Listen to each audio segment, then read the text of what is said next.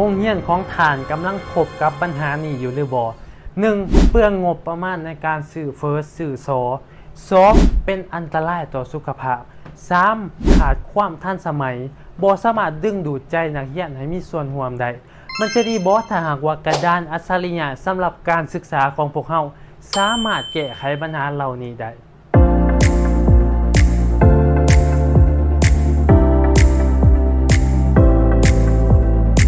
สบายดีข้าพเจ้าคำพร เข็มวิไลเป็นตัวแทนมาจากบริษัท Seon Electronics ซึ่งเป็นบริษัทที่นำเข้าผลิตภัณฑ์ของแบรนด์ Maxup หนึ่งเดียวในประเทศลาว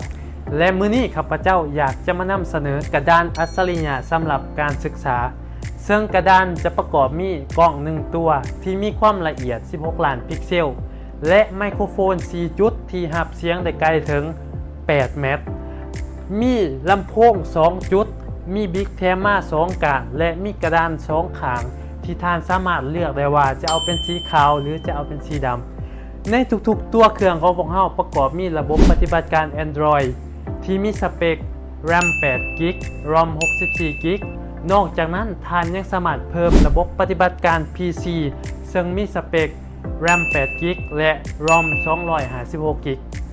ซึ่งจอแสดงผลของพวกเราแม้นมีความละเอียดสูงถึงระดับ 4K และมีความหลากหลายของเม็ดสี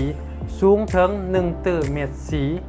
นอกจากนั้นยังมีเทคโนโลยีเฮ็ดให้แสงสีฟ้าต่ำเพื่อถนอมสายตาให้แก่นักเรียนและครูอาจารย์กระดานอัจฉริยะสำหรับการศึกษาของพวกเราประกอบมี3ขนาดที่1มี65นิ้วขนาดที่2มี75นิ้วและขนาดที่3มี86นิ้วซึ่งกระดานอัจฉริยะสำหรับการศึกษาของพวกเราสามารถสัมผัสได้อย่างว่องไวเขียนได้อย่างลื่นไหล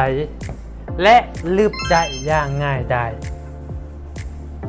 ซึ่งมันจะช่วยให้การสอนของครูอาจารย์มีประสิทธิภาพหลายขึ้นและเพิ่มความสนใจให้แก่นักเรียนนักศึกษา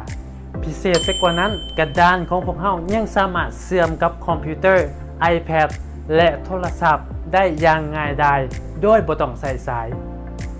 และกระดานของพวกเรายังแข็งแรงทนทาน